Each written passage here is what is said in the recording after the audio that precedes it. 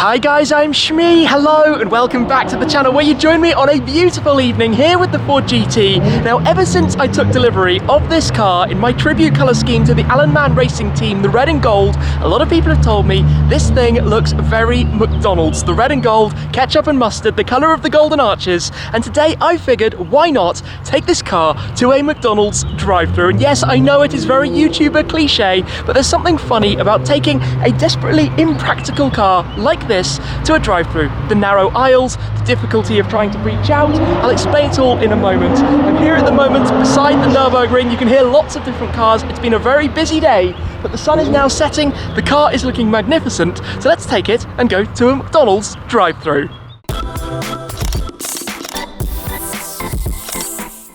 At the moment then, doing a little bit of soft off-roading, not exactly the normal habitat for a car like a Ford GT, but when I talk about it being impractical, you have very narrow side windows, you are sat quite far inside the teardrop cabin, which means reaching out is actually a nightmare. When you have to go into a parking garage or something to try and grab the parking ticket is really difficult because you do not want to curb the nice BBS FIR wheels. These are very rare, they only made a handful of sets through Innokinetic of the GT LM race car wheels, the BBS FIR in Le Mans Grey, so we do not want to damage those. It is a really wide car as well, again, that doesn't exactly help when you want to take it to a McDonald's drive-thru, but we've had plenty of jokes over the time, especially like when it was out in the USA with the red and gold, obviously the colours, like I said, of ketchup and mustard, as I've nicknamed it a few times before as well, but this is Ford's liquid red. It was one of the standard upgrade colour options that you could order on the Ford GT.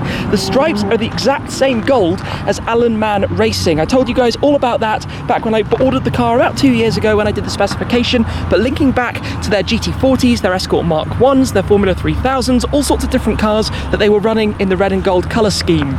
So let's hop on board then, get this car started up because, well, McDonald's is beckoning for some dinner, and this car, I'm not sure it's ever been to one, and we need to get cracking on with that. Into life always sounds good with the Akrapovic Sports Upgrade titanium exhaust, and well, yes, let's go. As I said, it has been a very busy day today here at the Nurburgring. This is the boulevard where we have the famous Nurburgring sign that looks out over the road. It's really nice weather. Touristenfahrten was completely packed. Now this car has had a pretty good innings. I've owned it for about a year and a half already. It's been here to the Nurburgring. It's done laps of the Nordschleife. The entrance is actually a little bit further up ahead of us. It's been to the US, all around. In fact, I've taken it to quite a few trips and already done, as you can see on the dash, just over 9,500 kilometers. That's about, what, 6,000 miles or so? So not a garage queen. It's done a lot of being transported, I know, just to minimize crazy mileage on it and not go completely overboard. But we're gonna head a little bit away from here. There's no McDonald's literally inside Nürburg. We need to go for a little drive, which is no hardship because the roads around here are lovely. And take a look just to the right. Beyond these trees, you will see the M8 is currently parked just there, along with the 675 LT. I'm not sure who owns that, but I think that's probably Napier Green. Looked stunning. But we'll make our way a little bit out of town and go enjoy the car on some nice roads on the way to McDonald's. This is the kind of driving that I enjoy. Take a look out in front. Twisty roads through the countryside here in the Eifel Mountains. In fact, have a quick look at the navigation screen. It just meanders backwards and forwards, twists and turns. An opportunity to put the foot down a little bit. Of course, we've got the Nordschleife around the corner and the de-restricted autobahns. But this car is so planted, the steering is fantastic. It just gets a move on. Obviously it is quite a large car, but around these tight roads, even with the hairpins like this.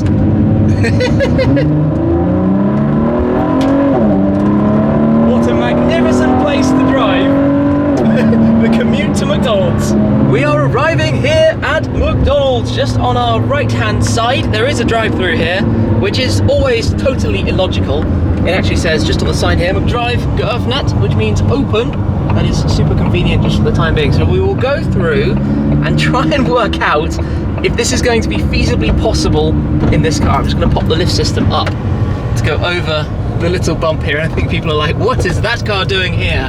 Well, before we go through the drive-thru itself, I would just like to say a shout out to the sponsor of today's video. War Thunder is a game played by over 25 million players across the globe.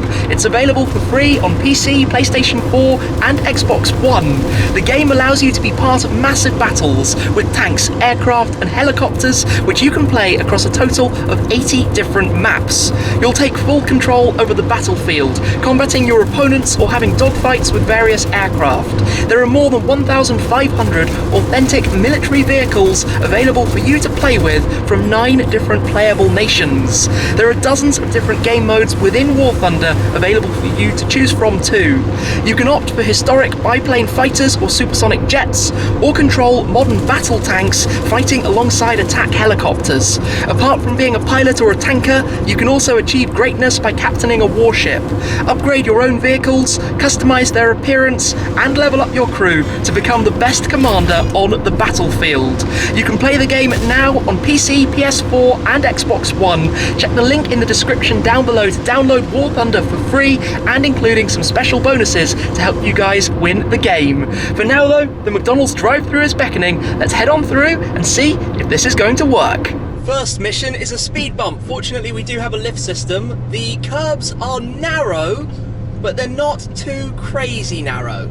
So I feel like this should be possible to very delicately and gingerly take the car around this corner. I'm quickly regretting this. That left curb on the rear left wheel is going to be torture. Oh, hallo. Ik hätte gerne die 9er Chicken McNuggets im Menü mit Pommes und einem stillen Wasser, bitte. Okay, we got there. I did have to turn off the engine because I couldn't really hear over the fans right over my shoulder. But we will go round again. Super carefully does this. Oh my goodness. This is one of the least sensible decisions ever. But we've got here. Yeah, okay. Now the next problem is how far I have to lean over. Because to reach the windows, they're going to have to be hanging out a long way. Plus, of course, I've still got to pay, so I should probably prep a little bit in advance by getting a small bit of cash out of my wallet first. Because otherwise, this is going to be a true struggle. But I think we'll manage. I think we'll just about manage this. There is something very nerve-wracking about the curbs here. I need to get as close as I can without touching the wheels. I don't dare risk it anymore. So, there we go. Hello. Oh, that's quite a stretch. Perfect. All right. That was okay? Thank you very much. Dankeschön. Perfect. Ciao, tschüss. Okay, mission is success then.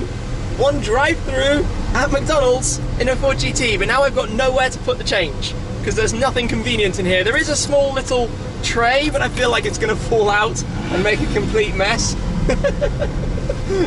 Oh well.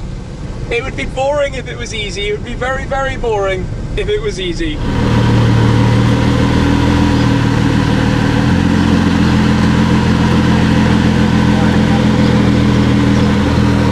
This is where, of course, we have the perfect picnic table. I should probably shut the car off, and you just saw I put it in track mode, so when I shut it off, it's going to pop back up a touch, which is always quite amusing to watch. Now, obviously, like I said, if it was normally driving, you would have the wing down flat, but by having it in track mode means we have a picnic table, and conveniently it's right above the exhaust, obviously coming back from the engine here, so everything's going to stay nice and warm with my 9 chicken McNuggets, instead if I can find these, and fries, which is just about perfect, right? There's some tissues and things inside, so I guess time to tuck in my first McDonald's visit with the very McDonald's spec Ford GT.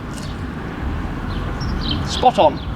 Even though I'm pretty sure all of the wheels are good, I'm definitely going to go around and have a check just to make sure that I didn't catch any of them. These wheels are very special. The BBS FIRs, they're actually lighter even than the carbon fibre optional wheel that you could get for the Ford GT. They only made a limited number of sets of them, and they're painted in Le Mans grey, the same colour as the wheels that were worn by the GT LM, the race-winning car at Le Mans.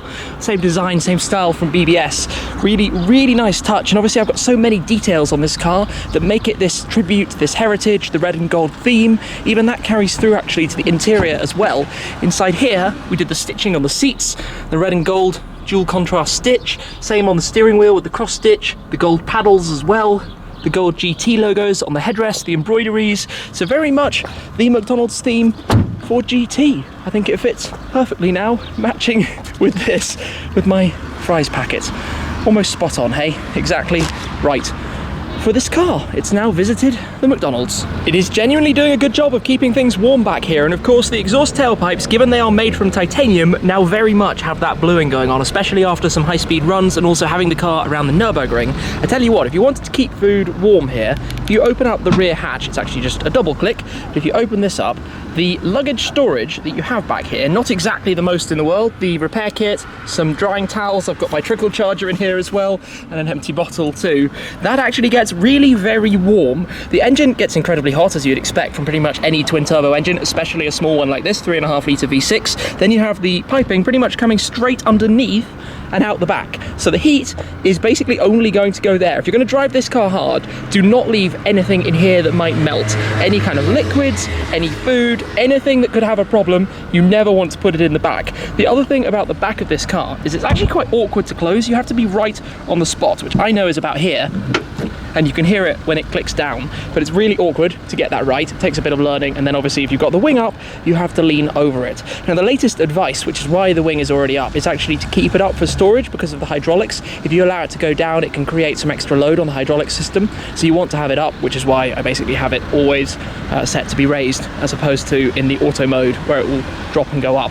But I do notice it's much more fuel efficient if you have it down, because it doesn't cause drag being up in the air. You just don't have quite so much stability if you drive the car a little bit faster. Anyway, on with the food, get this finished, and then get back on the road. The challenge now is to navigate out of the car park. And there is a curb right there behind me, and there's also a horrible curb here in front. Oh dear. It's a kind of one-way system, and I want to do it correctly, so I'm very cautiously studying just about every mirror and view that I can to maneuver the car out of here, and we will be able to exit the car park. We've got to do a bit of a loop and then get back to the nice twisty roads through the Eifel Mountains. And amusingly, just up the road, we actually have a Burger King with a drive-in as well, and a 30 km/h limit, which is so desperately slow.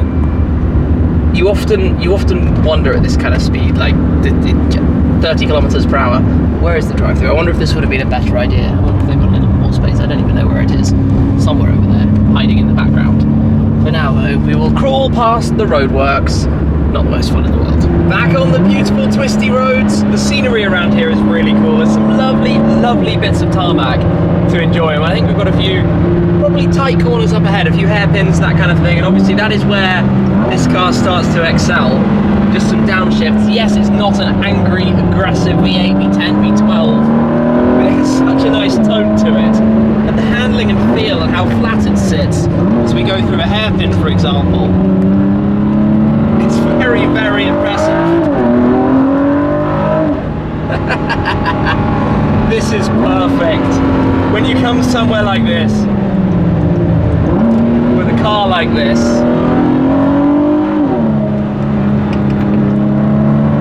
and those coins that I put down earlier, and now kind of shaking around a little bit. Oh well, as we come out of the trees here, have a look at the sunset. Look at that sky. That is stunning. And of course we have some nice switchbacks, hairpins. You can hear all of the stones in the car with the aero, everything that gets flicked up and caught inside the front splitter. And yes, downhill you need to take things a little bit more cautiously, obviously with brakes and gravity. So we meander down a stunning piece of tarmac with the sun setting. Just need to watch out a little bit for some of the deers as well. Deer do like to just run across the road at the least opportune moments. This is so cool, going from hairpin to hairpin. This is, nearly not quite enough on the steering there. The shift lights in this car when they come on, if I go down to first, we're going a little bit too quick to drop it to first. As I come out of this hairpin and the shift lights come on, you'll see what happens. They get really bright when it's quite dark. Have a look at this on the steering wheel. So we accelerate here. It's cool, eh? You can tell when to shift very clearly when the blue lights come on. Here we have got an E92 M3, a 911 Turbo S, and a McLaren 650S as well. Nice cars litter around this place at the Nurburgring. I think for the moment we're going to pull up next to the M8 and that green 675 LT that we saw earlier just for a second. Just swung in for the moment. I am not going to leave the car blocking in this LT, but come through and have a quick look. This one actually has the MSO carbon fibre roof, which gives you the 2 roof panels and that rear buttress deck lid there, all with carbon fibre. I don't think many people spec'd that from new. It was almost the equivalent of having the carbon fibre roof scoop on the coupe. Obviously you can't exactly have a roof scoop on the Spider, so they introduced the option to have the carbon fibre roof. This is a bit of a green crew going on. 2 very different shades of green. This almost looks, well, kind of black when it's late at night. But yeah, the Ford GT has now been to McDonald's. We are surrounded by nice cars. In fact, there are some cool stuff just kind of dotted into the car parks. But for now, I think I will wrap things up. Don't forget to check out War Thunder. The link is down below if you'd like to find out more about that and join in for free on PC, PS4 or Xbox One. For today though, the Ford GT has been to a McDonald's drive-thru. Mission success, drive-thru obtained, nothing damaged in the process. So thank you very much for watching as always guys, and I'll see you again very soon. Cheers!